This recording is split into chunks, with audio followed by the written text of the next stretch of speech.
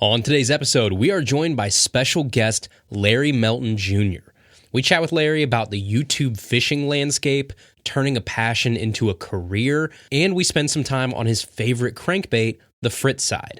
We also recap the 2024 Major League Fishing Redcrest Championship, and we preview the 2024 Bassmaster Classic. All that and more on this episode of Tackle Talk. Hello, everybody. I'm Bill Dance, and you're listening to Tackle Talk.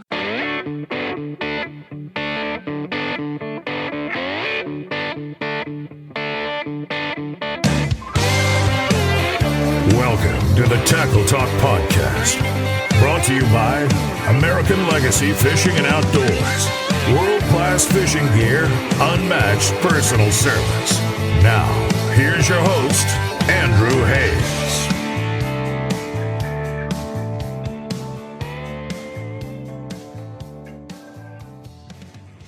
Hey everybody, welcome back to another episode of the Tackle Talk Podcast. As always, we are brought to you by American Legacy Fishing and Outdoors. American Legacy has been with the Tackle Talk Podcast for years for a couple specific reasons. One, they are my favorite place on the internet to shop for fishing gear, whether I'm looking for rods, reels, line, baits, whatever I need. ALF is the first place that I always check because they have the best service of anybody I've ever used way before they were a partner on this show. I was blown away with the care and the service that I got over at ALF compared to other places I would order. They also have fast shipping and they have a price match guarantee. If I find a better price on a different website, I email or message ALF and they match it, no questions asked. It's in writing right on their website. They will not be beat by a competitor on price. And right now, they're also doing a 10 to 15% trade boost on any trade-in that you do now through March 31st. So they have the best trade-in program of anybody on the internet. I have searched far and wide for anybody that does it even close to ALF, and there's nobody out there doing this. The selection they have on the used side, but also the seamless process they have for you to trade in your old fishing gear for new fishing gear. So if you go on the website, AmericanLegacyFishing.com, you're going to see right there on the homepage, 10 to 15% trade boost. All you have to do, click that banner, fill out the form to say what you have that you're trading in, and you will get a quote right away sent to your email inbox. It is that easy. Then you send them the gear, they send you your store credit, and you get to buy whatever your little heart desires. So right now, make sure to do it while they're giving you an extra 10 to 15% on your trade boost now through March 31st. And as always, if whatever you're looking for is not on sale, use code TACKLETALK10. Tackle Talk 10 saves you 10% on almost everything on the website just for being a Tackle Talk listener. Again, that's www.americanlegacyfishing.com and use code TACKLETALK10.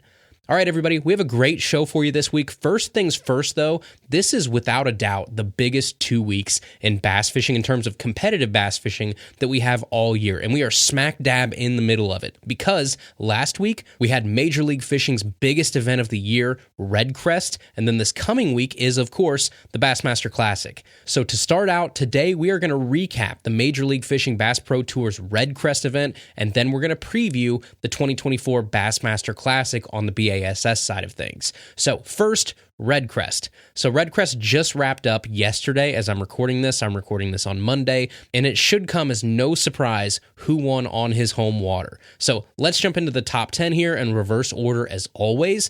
10th place, you have Michael Neal. 9th place, Nick Hatfield. 8th place, Cole Floyd. 7th, Gerald Sporer. 6th place, Jacob Wheeler. 5th place, Jesse Wiggins. 4th was Takahiro Omori. 3rd, Ron Nelson. 2nd place, Alton Jones Jr.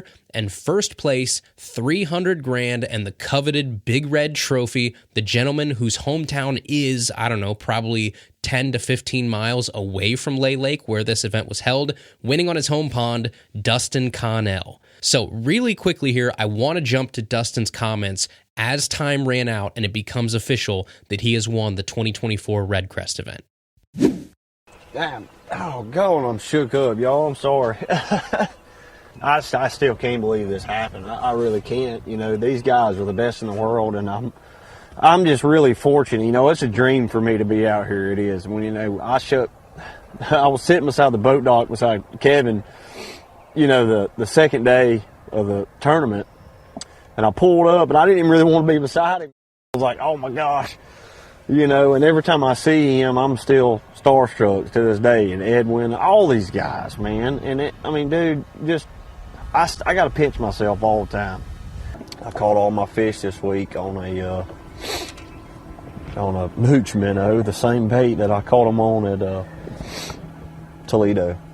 Same exact bait. And that bait's really, really good. It catches big spotted bass too. I caught some on a freeloader too, but I did not expect this to go down the way it did. I'm sure glad it did though, but that was the deal for me. 5, 4, 3, 2, 1. Congratulations, Dustin Connell. You are the 2024 Redcrest champion. I want to thank all my family and my friends for supporting me this week. It meant a lot to see everybody at the boat ramp and just hometown crowd here on Lay Lake. There was a ton of people there on the boat dock this morning, and meant a lot to me. And seeing all my family, Victoria's family. I just want to thank my wife for being so supportive for me when I'm on the road. And we're expecting a little boy in April, and so what a treat. What a treat before I become a dad. But we got it done, baby. So there you go. Super cool to see, especially being on your home lake. Now, I think the home pond is a little bit of a blessing and a curse sometimes because there's a lot of pressure and everyone crowns you already, right? The favorite to win this event. And some folks can step up to that pressure and some folks fall short. Now, what's cool is this is the second year, I believe, that we've seen a hometown favorite win MLF's Redcrest. Last year, 2023, Brian Thrift won Redcrest on his home lake of Lake Norman. And this year, DC wins it on his home lake, Lay Lake, in the Coosa River. So a huge congratulations to Dustin Connell. It seems like between Dustin and Jacob Wheeler, those are your pretty safe bets to win almost any event that's being held on the Major League Fishing side right now. Super cool to see the consistency from both of those guys. Dustin Connell, the overwhelming favorite going into this event, comes out with the win. All right, now really quickly here, we're also going to preview what is undoubtedly still the biggest event in all of professional fishing every year, the 2024 Bassmaster Classic. And I'm excited to say that I will be hopping on a flight this Wednesday night, late after work, and I'm flying into Tulsa for a full 4 days of the Bassmaster Classic this year to cover the event for you guys back home. So I've got my media pass. We're going to be there all day for Media Day on Thursday, talking to all the guys, getting some good interviews to let you guys hear. But then we're also going to be there for the full 3 days of wall-to-wall coverage of the expo, the weigh-ins, and everything Bassmaster Classic. So get ready. Next week's episode is going to be a crazy one because we're going to have it all. We're going to have results. We're going to have interviews. We're going to have new products, what the guys are really throwing out there on the water, expo coverage, what I actually end up buying while I'm there. So there's going to be so much coming at you guys next week that I'm really hoping and envisioning this to be almost like an iCast type episode where I want to try and give you guys a true fly on the wall feel for the 2024 Bassmaster Classic. So I want to be able to let the thousands and thousands of you listening that can't go feel like you were actually there. And for decades, right, I was not able to attend these things. I went to my first Classic last year. So now I feel like because I have this really cool opportunity to go there and to cover it all, I feel like it's my duty to come back with as much information and as much of an accurate representation of the entire Classic as possible for you guys listening. So get ready. I am beyond excited for next week's episode, but also if you're at the expo, we'll be walking around. Be sure to say hey. It's always fun meeting you guys in person, right? And actually getting the chance to shake hands, take pictures, hang out, talk fishing. If you see me walking around, stop and say hey. But as for the event itself, it's going to take place obviously Friday, Saturday, and Sunday at Grand Lake in Tulsa, Oklahoma. The expo and the weigh-in are both in downtown Tulsa,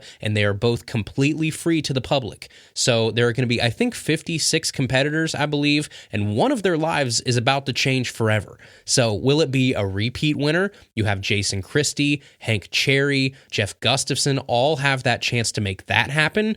Or will it be someone that we feel is like quote unquote due, someone that will get that like legacy cementing win, someone like a Greg Hackney or a Clark Wendlandt? Or will it be one of those rock solid Elite Series guys that this just catapults them into the conversation of all-time greats? That could be like a Brandon Polinick, Lee Livesey, John Cox, or it could be a young gun that this just skyrockets their career so quickly, the likes of which maybe we've never seen before. That could be Kyoya Fujita, Joey Cifuentes, Ben Milliken. So I went out and I actually asked our friends in the fishing world who their official prediction was going to be for the 2024 Bassmaster Classic, some things that hopefully you can only get here on the Tackle Talk podcast. So we reached out to a lot of our friends on the media side because I wanted to get their take. I don't want to put, anglers in really weird situations where they're, saying, oh, I think, this friend might win it, not this friend. I don't want to put anybody in that situation. So instead, I went out to people that I knew in the media. So these are the official picks for the Tackle Talk podcast and the 2024 Bassmaster Classic. The first person I reached out to was Bassmaster commentator Ronnie Moore, and he said his pick is Stetson Blaylock. He also said his second pick, if he got a second pick, would be Kenta Kamira, and his third would be Lee Livesey. But his number one pick for 2024, undoubtedly, he said Stetson Blaylock.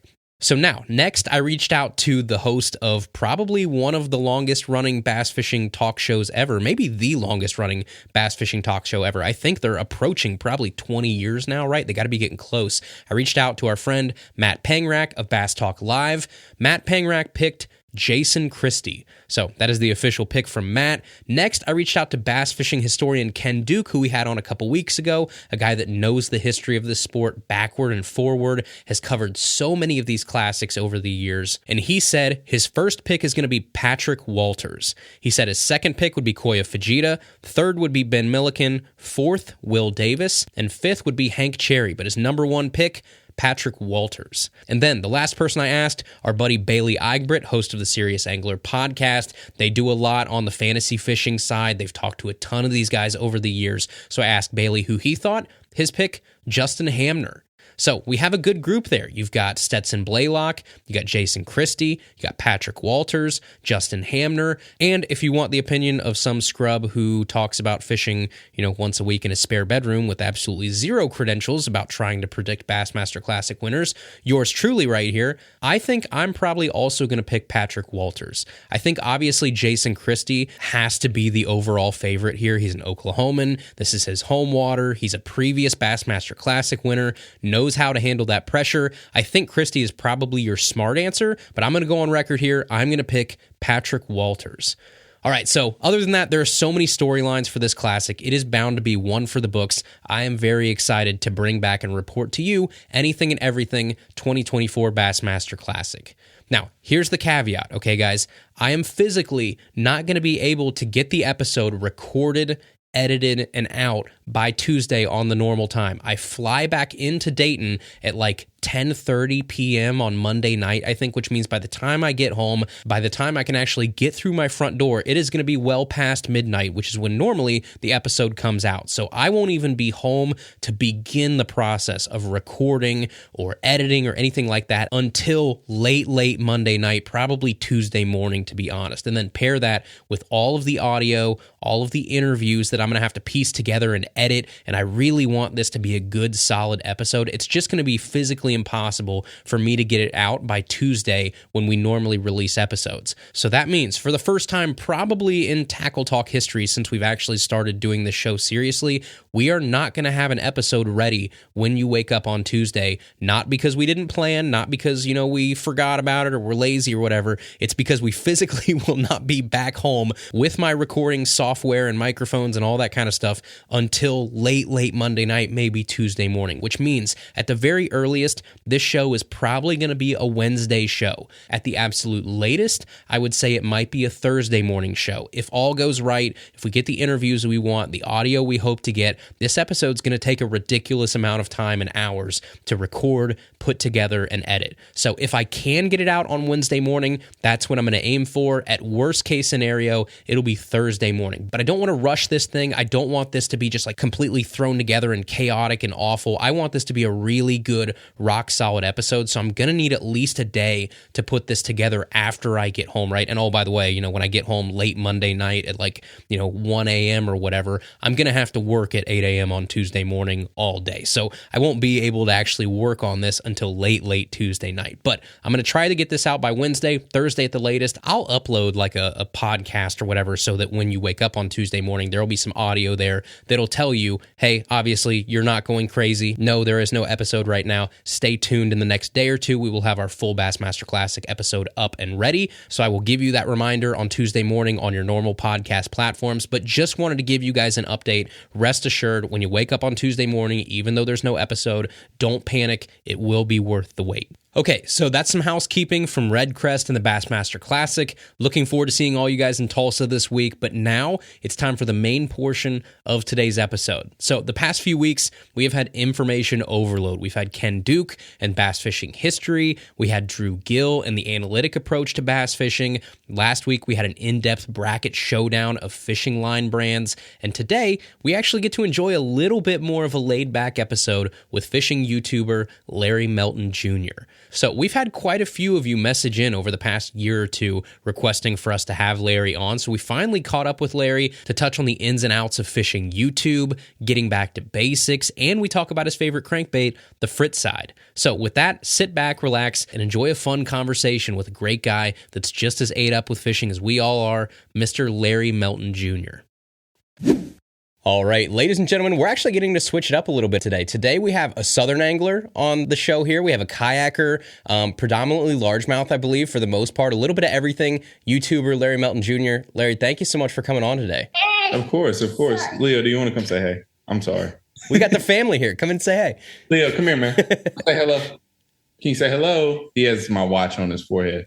How's everybody doing? I'm sorry. Good, man. Thanks for stopping by, too. I appreciate it. I know you're busy and you got the family and everything, but this will be fun. We'll get to talk a little bit, obviously, about you, your YouTube channel, all of that, everything that you're doing online. And then later in the episode, we're actually going to get the chance to talk about one crankbait in specific. People can probably see by looking at the title of this episode, but we're going to dive into Frittsides a little bit later, so that'll be fun. My favorite. So we probably met, 2 years ago at ICAST? It's probably been at this point the first time that I got the chance to meet you with Rudd when you guys were walking around.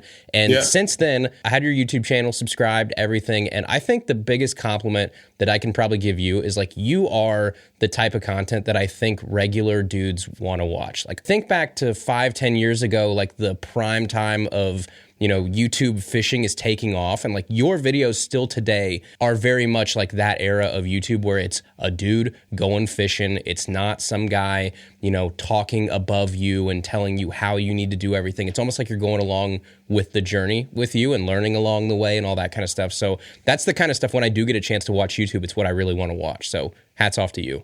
Thank you.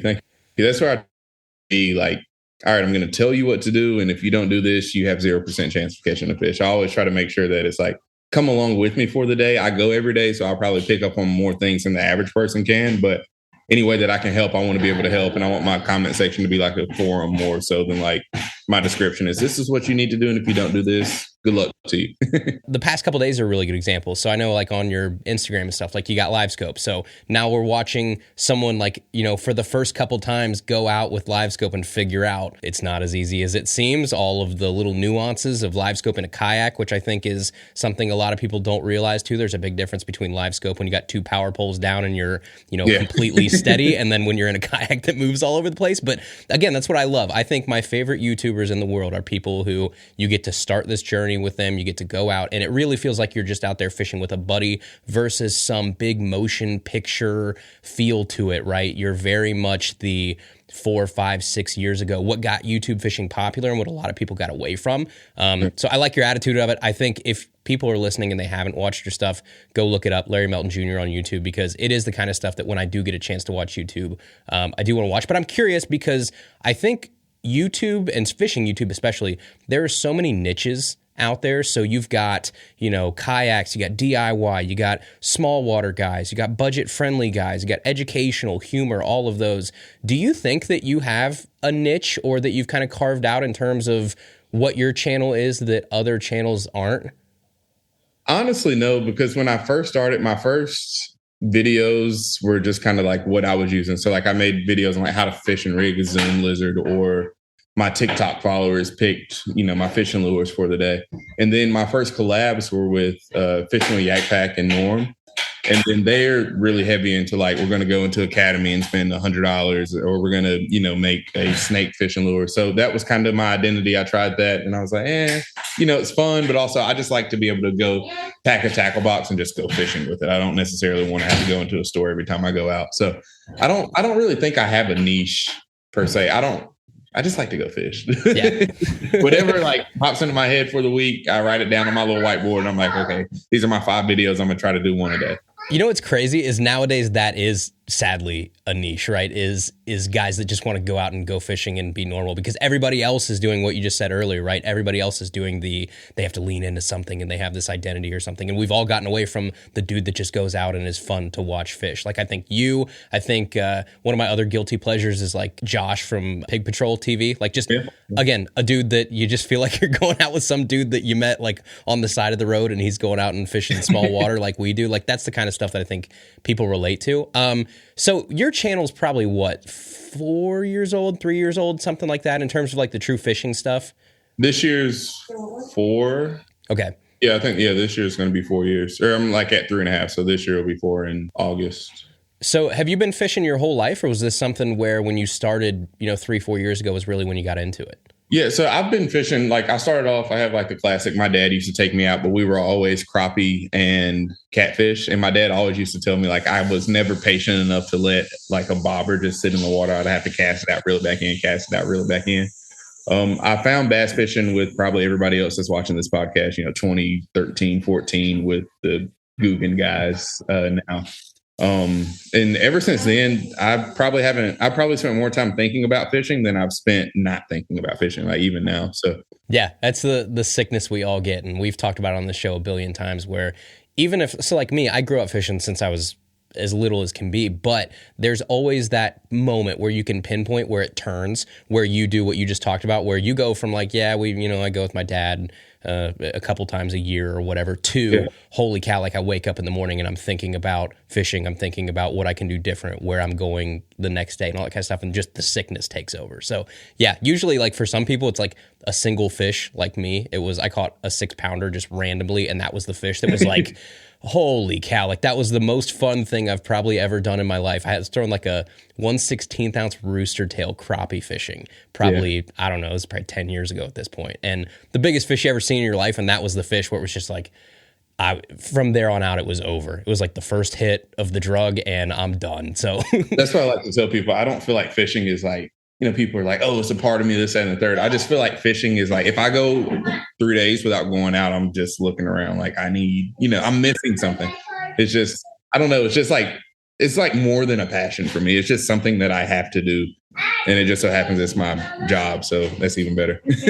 At the risk of getting sappy here, like I think it is. I think it's a release for a lot of people. Like for me, it is. Like I have a pretty stressful like day job. So when I get to go out and fish, that's the time to like turn off your email, turn off everything, just go out and like do the nature thing, set aside all of your stresses and that kind of stuff. And I think that is it for a lot of people too. It's like the activity more than the result. I think a lot of times is like that. All right, everybody, we'll get back to our conversation with Larry Melton Jr. in just a second, but first, we are brought to you in part by Mossy Oak and Mossy Oak Fishing. And now, when you think Mossy Oak, you probably think camo, and rightfully so. They are the leader in ultra-realistic patterns for a variety of applications, whether you're hunting in the hardwoods, or you're in the cornfields, if you're in Ohio, or you're in Texas. But Mossy Oak isn't just a hunting brand. Mossy Oak Fishing is one of the best in the business when it comes to comfortable, high-quality fishing apparel for any budget. So whether you need shorts or sun shirts for your saltwater adventures, or you need hoodies, outerwear, long sleeve tech shirts, short sleeves, shorts, hats, buffs, whatever you need, Mossy Oak has the gear that you need to stay protected out there on the water and make those fishing days much more enjoyable. They've also got a full line of Bill Dance apparel for much more casual occasions, or their Hydroplex performance gear for long days on the water. No matter what your needs may be, we all go fishing, we all need clothes, clothes, and lately the brand that I keep going back to is Mossy Oak and Mossy Oak Fishing. So head over to www.store.mossyoak.com to check out all the gear for yourself, any condition, any occasion. Mossy Oak has you covered. Again, that's www.store.mossyoak.com. All right, let's get back to our conversation with Larry Melton Jr. But as far as YouTube goes, what made you decide that you actually wanted to record going out and fishing? Because like for me, you couldn't pay me to go out and record myself fishing just because one, it's a burden that I wouldn't want to do because I'm lazy and I just want to go out and fish. But two, we actually live in a spot, we were talking before we started recording, we have really small water. So like, I don't want to quote unquote burn my spots. I don't want to blow up places where, you know, me, a couple other people might fish and then there's something recognizable in the background and now there's 27 people there the next day. And I know you've got way more people that watch your stuff than we ever would. So when was it that you decided you wanted to record and how do you approach that whole process? So I made my first fishing video in high school. Before I had any type of following, just because it was something that I enjoyed doing.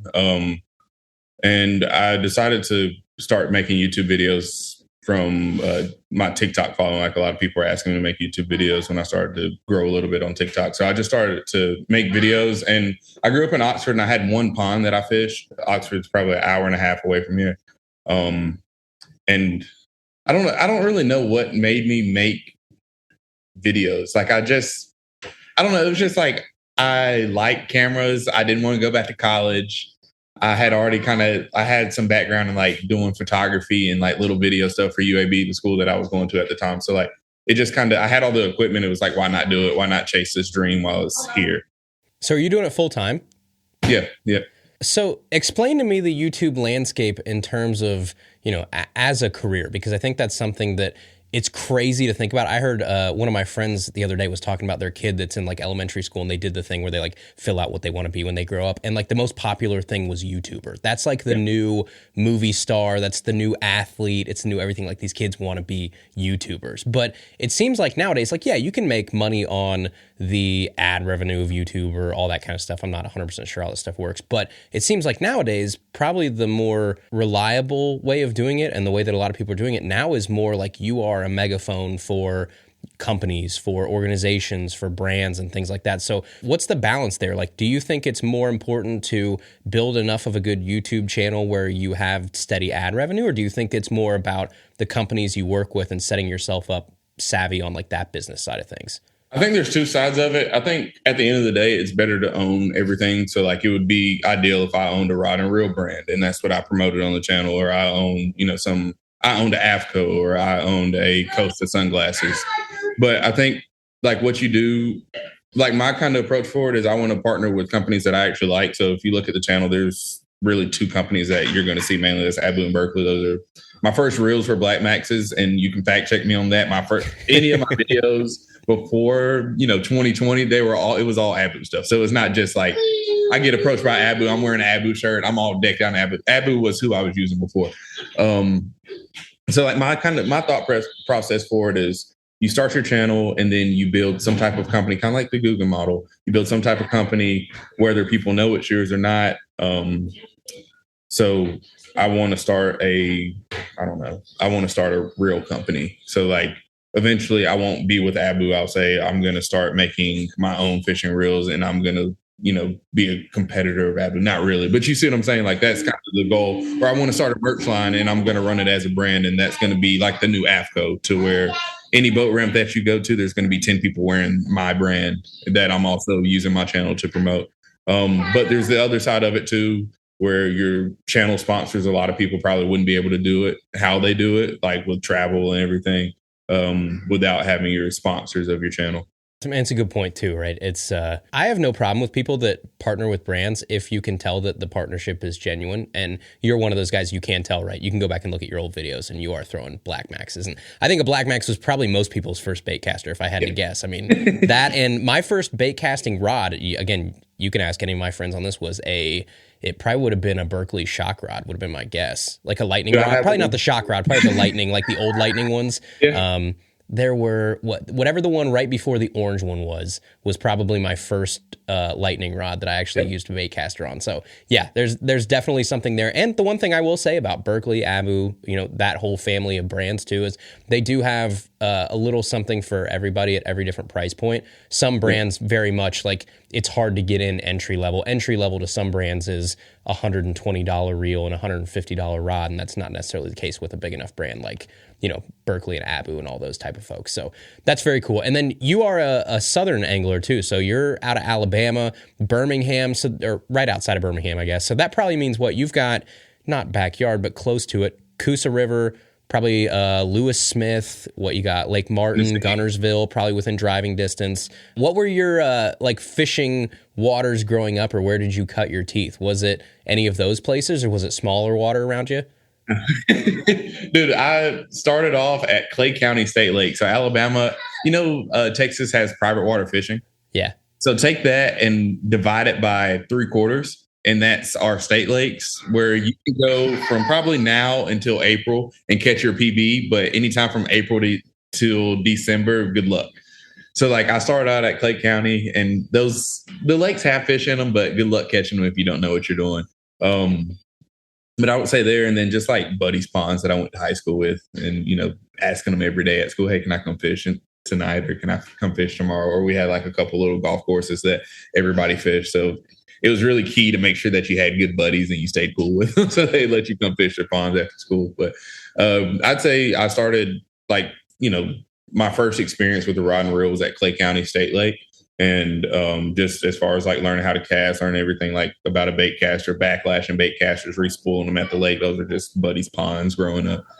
So have you seen it down there? We've seen it up here where growing up, there were ponds that I used to fish that now you can't fish. Everything's become more private over the past, I don't know, probably 10, 15, 20 years.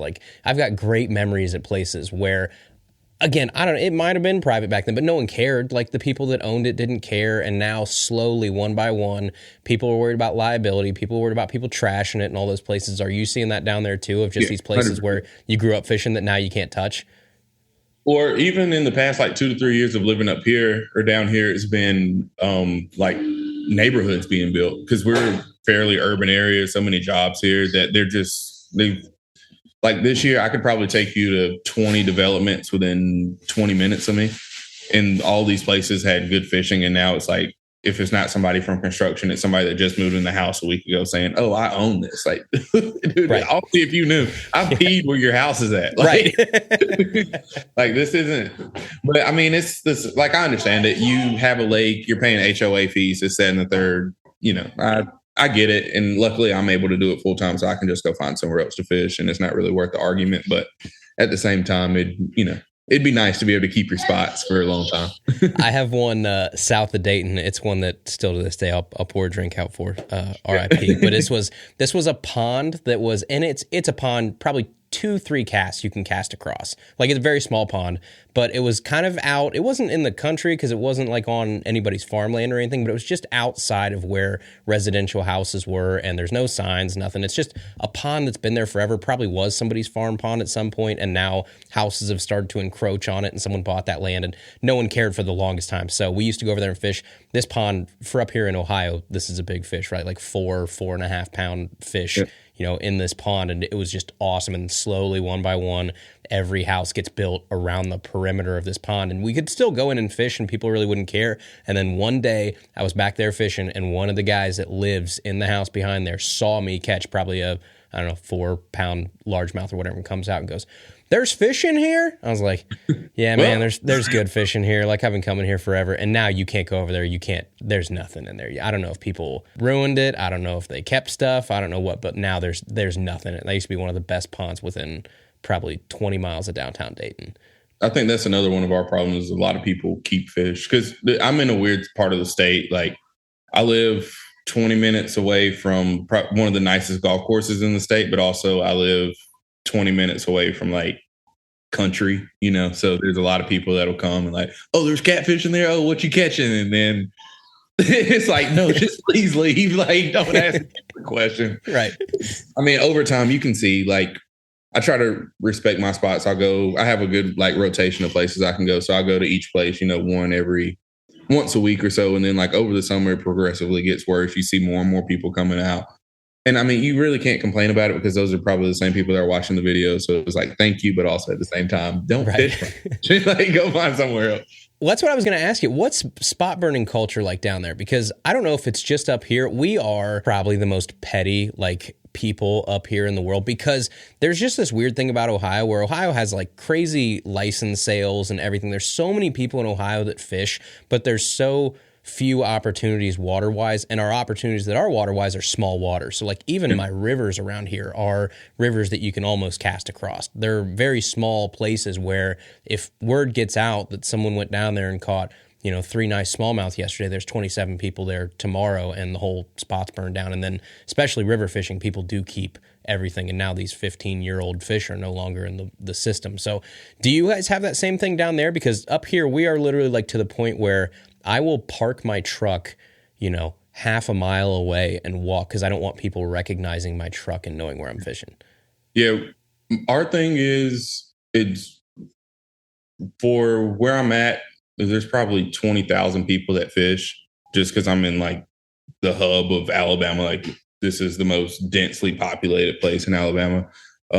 So just say there's 100 ponds and all 20,000 people of those, all 20,000 people that fish here know about those ponds.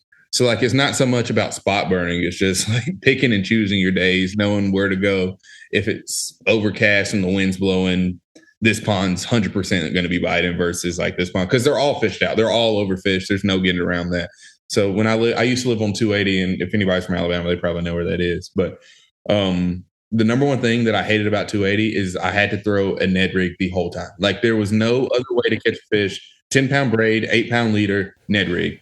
And welcome to the Midwest, my friend. That's our whole life up here. When Berkeley came out with the Maxent Ned rigs, dude, that was game changer for me because then I was unstoppable because I had something else nobody else had, and it was just, dude, it sucks. Like when I lived up there, I found this place and I used to pay to like go fish these private ponds that like it was like 3-pound minimum when you would catch one. It was so sick. All right, everybody, we'll get back to our conversation with Larry Melton Jr. in just a second, but first, we are brought to you in part by Dakota Lithium Batteries. And folks, this weekend, I don't think it's hyperbole for me to say that my Dakota Lithiums were a figurative and maybe a literal lifesaver. So on Saturday, Ryan and I went up to a lake up north because our rivers are all blown out, and when we got up there, it was a little bit windy, but we said, we'll be fine, right? So we went out, we started fishing, fast forward like 2 hours, and we are on the complete other side of this lake. The wind starts whipping. It's gotta be like 40 plus mile an hour. And we went from choppy to like 1 to 2 foot white caps. And we're out there on kayaks, floating pieces of plastic being thrown around like rag dolls. Well, if I had to paddle or if I had to pedal back, I don't know if we would have made it back to the ramp, at least not dry and maybe not even safely. But my 24 volt, 60 amp hour Dakota Lithium that powers my motor got us across those giant waves and back to the ramp out of a very sketchy situation. And that right there is why I preach the importance of good batteries and why I trust Dakota Lithiums. And right now, you can save 10% off the best batteries in the business by using code TACKLETALK10 over at www.dakotalithium.com to ensure you also have batteries that you can trust time and time again, no matter what Mother Nature throws at you. Again, that's www.dakotalithium.com. Use code TACKLETALK10. Dakota Lithium, the official lithium battery of Bassmaster. All right, let's get back to our conversation with Larry Melton Jr. So you've got to go around and fish other things too lately. Like I've seen videos of you going out and catching reds, catching peacocks, all kinds of stuff. So you've got the chance to travel to some really cool places. What's probably your favorite place you've got to travel outside of home base here lately to go catch something different? So I know I just said a couple, or when we started that, I have to go fishing every 3 days, but I went fishing so much last year. I took a 2-month break from December and January of this year, and I just started back 1st of February or middle of January maybe. But anyway, we went to, my girlfriend's family lives in Louisiana, and they live 2 hours away from like world-class redfish fishing. So I went down there for 2 days, dude, and it was insane. I only caught one the first day, but it was my personal best by myself, no guide, no nothing. I had one rod, one reel, a pack of baits, and I'm like, I'm just going to figure it out. And dude, that was probably the most fun I've had. The only thing that would have made that better is like if I had like buddies with me and we were all catching them like that. I just got into, I've never had a fishing day like that before. And I got stuck out there. Some guy had to come like pull me out of the marsh, like while it was getting dark. I've never had an experience like that ever. And I don't think I ever will again. But the second day, I probably hooked about 40 redfish in 3 hours. And I mean, just for the way that those fish fight, like a 3-pound redfish fights like a 7-pound bass, especially in that current. You catch them in shallow water, and I'm just catching them like one after the other, after the other, after the other. And I've never experienced anything like that. And that's new favorite species for sure. What were you throwing? Just a little swim bait head, and then a 5-inch gulp paddle tail. Can't call the name of it. It's just the white one with the neon tail. Dude, that's so fun. Going out and throwing, like, using what you know from bass to target different species is a whole lot of fun. I went down and visit, my sister used to live in Tampa, and we went down to visit her one time, and when we were down there, I was like, Ohio kid, I was like, I'm going to go fish brackish water, and this will be cool. I definitely know what I'm doing, and I had no clue what I was doing, but I was basically like, I know there's snook around here. I know there's all kinds of stuff. I was like, I'm just going to go flip bridge pylons like I do back home and just see if I can find something. And I was out there and I was flipping like, little 1/2-ounce flipping jigs, and I was catching snook on flipping jigs. And it was the funnest dang thing in the world. But it's just like, you sit there and you think, and people are driving by looking like, this kid is flipping, like flipping. He's not out there throwing shrimp or whatever like everybody else is doing, or like you said, swim baits. Like, this dude's out here with a freaking whooping stick out here. Like, these poor snook are like, 10, 11, 12 inches, and I'm sending them to the moon with a 7.3 heavy. Just let's go. Yeah, dude, I feel that. That's awesome. So obviously today we brought you on too because we get to talk a little gear here, and one of the things that we wanted to talk about, I think we'll start out with today, is the Frittside itself. I know you'd said earlier you're a Berkeley guy. I think this will be a fun conversation because we haven't talked about a Frittside in a while, and we probably should talk about the Frittside a little bit more, because when you want to talk about just a unique flat-sided crankbait that's out there on the market, I think the Frittside scratches an itch for a lot of people that they might not even have in their box at all. So before we get into this, like pros and cons and everything of a Frittside, I wanted to kind of give you the floor a little bit. What is it overall about a Frittside that you like, and what role does that play in your overall cranking box? The Frittside one is I caught a 4-pounder on at the very end of a tournament about 3 years ago, and before then, but ever since then, I'm like, this is my favorite crankbait, and it always just works for me. You have that confidence lure. You can't explain it to people why it works, but it just works. That's the Frittside for me. But like if I have to give a more refined answer, as far as flat-sided crankbaits go on the market, 100% hands down the best one. No doubt about it. I've thrown everything else. I've tried everything else. I've been out with buddies that are throwing other products. There's nothing else like it. The candy red color is the best. Year-round, don't let anybody tell you it's a wintertime bait. If the fish lips are red, throw it in the summertime. If you're not catching anything, if you see fish suspended, 12 foot or higher, throw Frittside 5, biggin. Let me go get my box. Can I go get the box real quick? All right. So the thing about me is I'm not okay. So I'm just now I just now got a fish finder on my kayak, or about this time last year. So I'm not super technical on when it comes to, the water temp is this, that, and the third, I need to be throwing this. So like, I'm not going to be able to answer those questions. Dude, that's the crazy part. A lot of people are not in that boat. Like sometimes we get so nerdy with things where, if people listen to this right now, there's going to be people in their car or whatever that are nodding, that are like, I'm in the same boat. I don't know when the water hits 45.2 degrees, that's when you need to go more of a flat side versus a more bulbous side. Like you're in good company here. Yeah.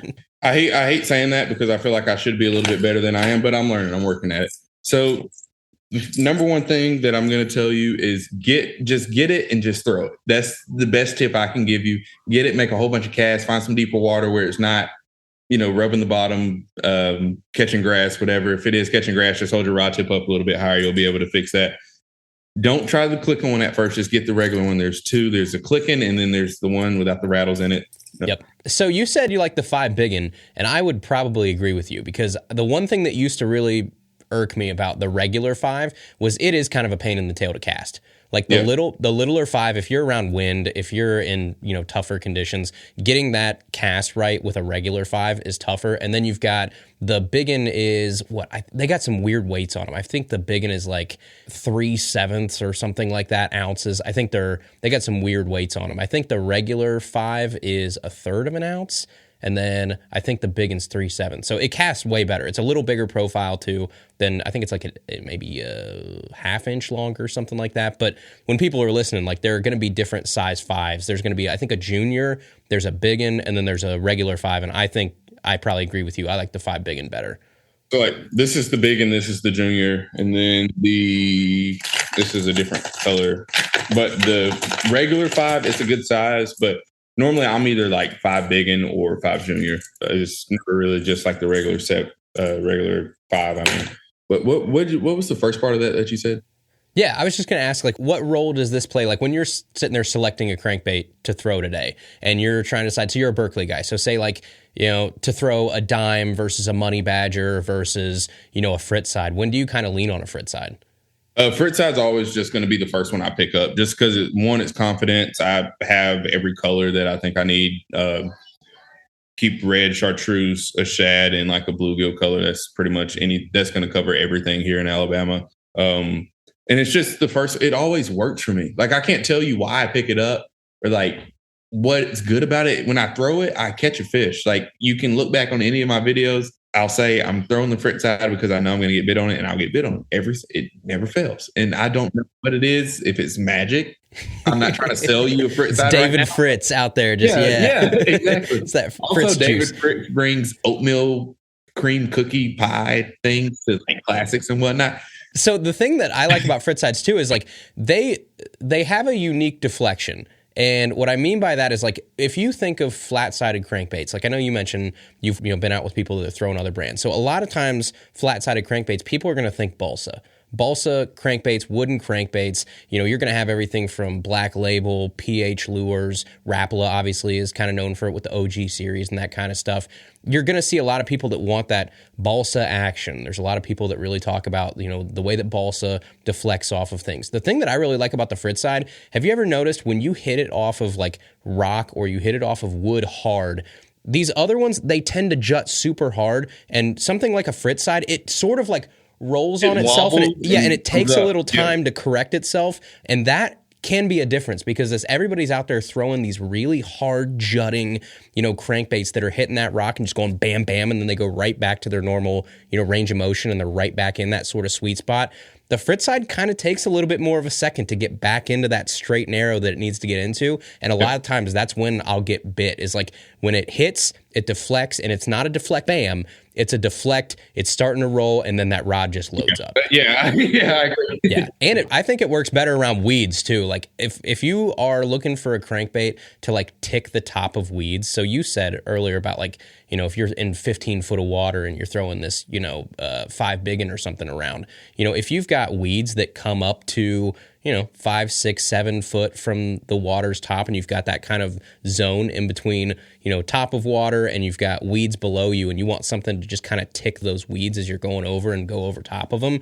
A Frittside's a great one to do that too, because for some reason, I feel like, I don't know if it's that bill shape, I don't know what it is, but it seems to rip through weeds and rip weeds off of it a little better than something like a DT6. It almost has like a lipless crank action, because like if you have like eelgrass or whatever, you can just pop your rod tip, and you know, you can like rip a lipless out of the grass and let it sit, rip it back out. You can almost do the same thing with the Frittside, and it'll just pull right off.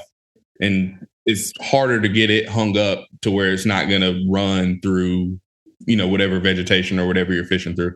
What are you throwing it on usually, like rod and reel combo wise?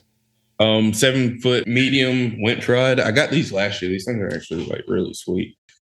7 foot medium winch, medium heavy Abu winch rod. It's made. The winches are great. That was my first cranking setup that I ever had, was an Abu Garcia winch rod and reel. I had the combo.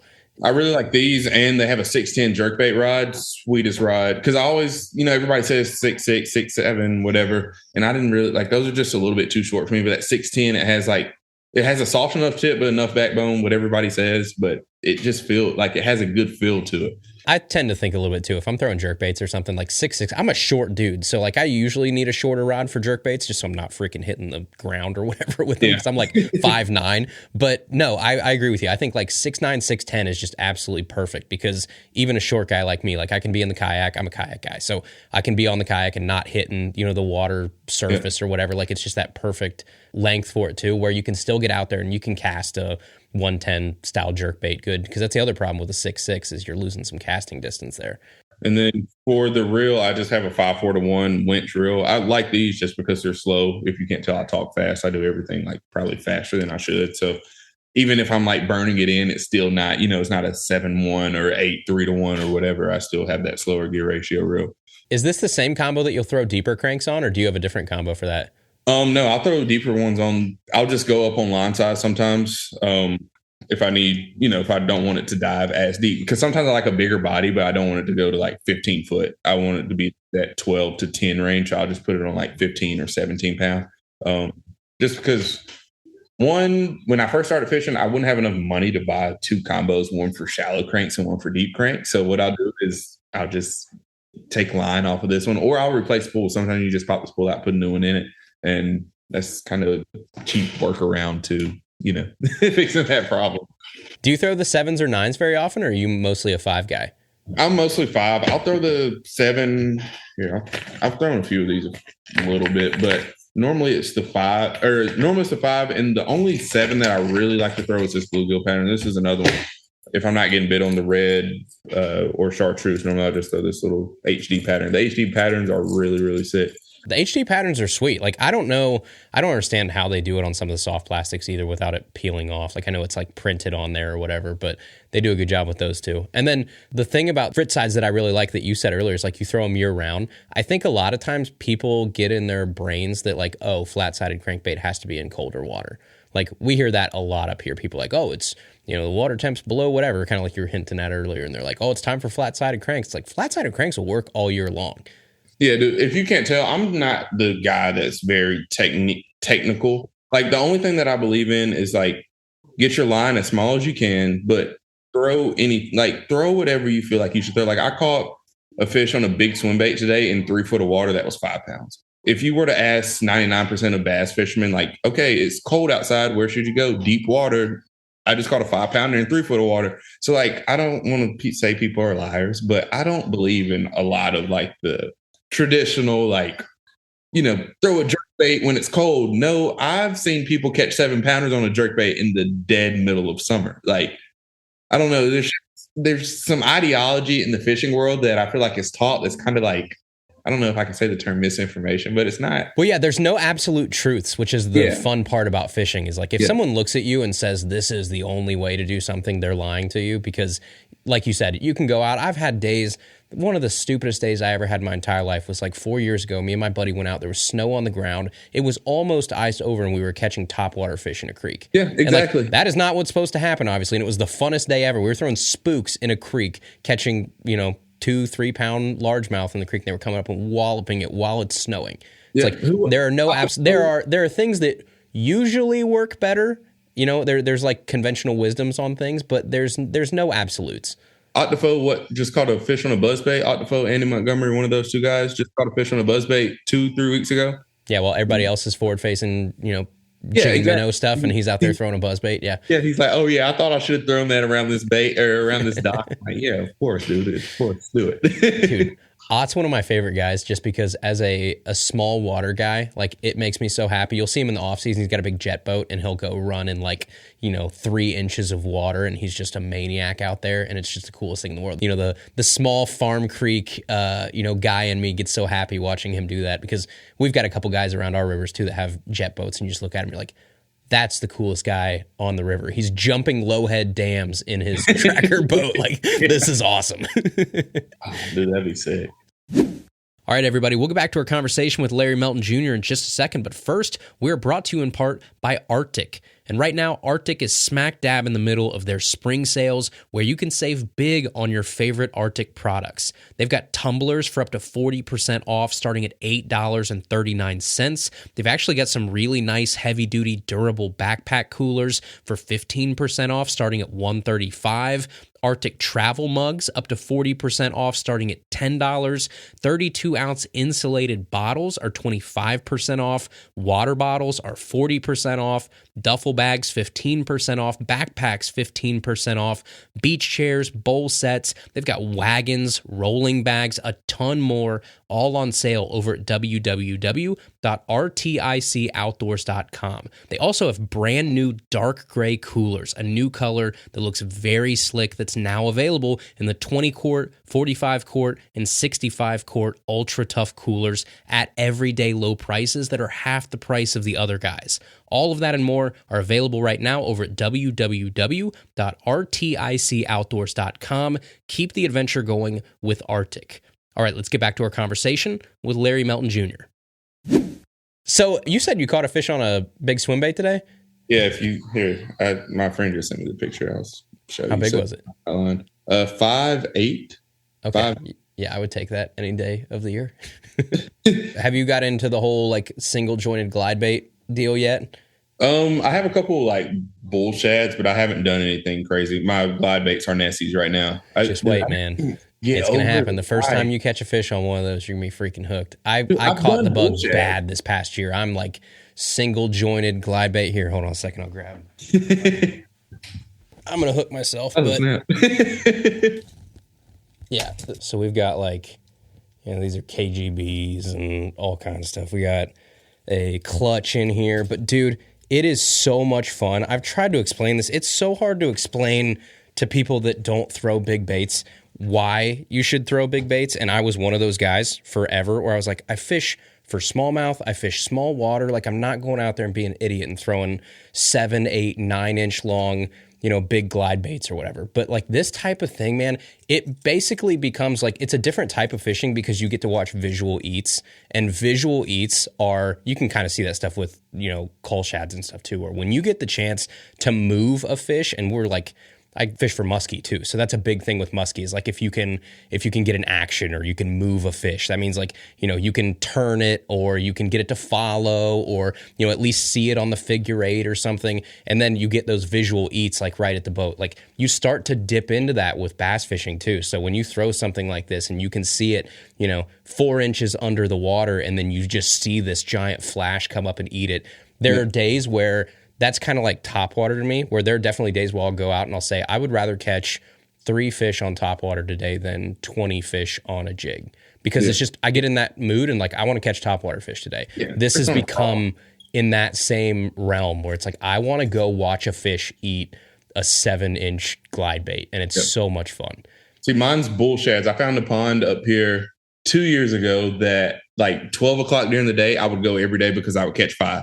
And it was gin clear. I would just bomb it out. And like you're saying, I'd wake it across the top. You just see the weight come follow it. And like, there's not an explosion or anything. The white just goes away and you set the hook. Like if you don't see white, set the hook. Yeah. It's the sickest thing. But I don't know, dude. I just know, one, I can't make all of my videos swim bait. I guess I could, but I don't want all the videos to be swim bait videos. And that's probably what it would turn into quickly. But also, too, I try to post 3 a week. So, like, realistically, good days, I probably catch 3 a day. Middle of the summer, drop that down to maybe 1.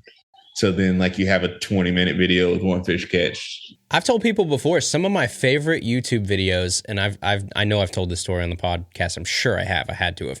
But one of the first people that I really liked watching on YouTube back in the day was Matt Streichel. SB Fishing. And he did this whole series where he was trying to catch his first muskie. And he went, I'm not even joking, man. It had to be, Matt, if you're listening to this, I'm sure you know the number, but it had to be like 15, 20 videos, I don't know, before he caught a muskie. And he would make full 30-minute videos and it would just be that. It would be the chase. And you're along. And I think I was probably more invested in that string of videos than I have been anything fishing related ever, because you're in it with him. You're like, when is this kid going to catch his first muskie? I've struggled out through 7 videos. Like I'm here for it now. Like I'm watching every single video until this kid catches a muskie. And that first fish that he caught, you just felt like you were in the boat with him. And that's kind of the same thing that I sort of like about, people going out there and trying things for the first time. Like, I was watching your stuff. You had, you got new electronics a couple days ago and you're figuring them out and you just feel like you're on the journey with somebody. So I don't think that nowadays it's so important to have so many fish catches in videos, because the guys that really like fishing content, they like the struggle too. Like it doesn't always have to be a highlight reel. And I know that's like probably tough in the YouTube side because you always want to have this like good content in every video. But us fish heads, man, we're fine with videos where you catch nothing in. I don't know. I try to find that balance because sometimes I feel bad. I posted a bank fishing video a couple of days ago, and it was so relaxing just to go stand on the bank, because I don't know if I did that at all last year, and that's how I got started. So, and I feel like that's the majority of the people. Like a lot of people, everybody wants a kayak. Everybody wants that $100 Pelican kayak that they see at Dick's, but a lot of the 13 to 18-year-old kids can't afford it. Well, more than $100 kayak, but I don't know. I feel like there's that kind of healthy trade-off, because right now I'm looking at my kayak and I have a fairly nice kayak, fairly nice fish finder. I'm like, this is starting to get a little unattainable to most people. So like, do I go flip this or, drill a hole in it, sink it in the lake and say like, I'm just going to bank fish from now on, just so I can be relative? And it goes back to like, there's two things on YouTube. It's either like you're super relatable or like you're like a novelty. So like, it's, where do I want to be on that spectrum? I don't think there's really any successful middle ground to where I don't know. I think we're in both markets. Well, man, hey, I appreciate you hopping on. Before we let you go here, obviously I know you got YouTube, you got TikTok, you got everything. Can you let folks know where they can keep up with what you're doing if they want to watch your stuff? YouTube is Larry Melton Jr. Instagram is lmelton.21. Follow that in the next like 2 or 3 hours or 2 or 3 weeks, because I'm probably going to change that. I've been coming up with new IG handles. And TikTok is swaggy.latrell1. So if you type in swaggy. It'll pull up. Well, thanks, man. Hey, I appreciate you hopping on. Like I said, I've enjoyed watching your videos over the past probably year or two since I found the channel. And I think a lot of people that listen to the show, we like regular fishing content. You do a good job. And it does just feel like the guy down the street that you're going down, fishing with for 10, 15, 20 minutes as you watch the video. So kudos to you. We appreciate you stopping by, man. Thanks so much. Thank you. I appreciate it. Hopefully that was of some value to somebody. All right, everybody, that is our show today. Thank you again to Larry Melton Jr. for stopping by and chatting with us. Go check out his YouTube channel. He's got like over 124,000 subscribers now. And as always, a giant thank you to each and every one of you that tuned in to listen. A reminder, this whole next week, I'm going to be in Tulsa, Oklahoma for the Bassmaster Classic, prepping a mega episode for you guys next week. Again, it will likely not be out on Tuesday, but I will make an announcement later on when you can expect that episode to come out, either Wednesday or Thursday, since I'm traveling back Monday night, Tuesday morning. And if you see us around at the Classic or at the Expo or Weigh In or wherever we're at, stop and say hey if you see us out. It's always a blast meeting you guys. I had someone email me saying they saw me walking around at a store like a couple weeks ago and they didn't want to stop me and bother me. You are never, ever, ever going to bother me if you come up and say hey, if you grab a picture, whatever. You're never, ever going to be a burden. I could be walking, I could be eating, talking to someone. It doesn't matter. I love talking to you guys. So come say hey, hang out. I'll see you guys all in Oklahoma this week. And for the rest of you, we'll see you right back here next week for another brand new episode of Tackle Talk.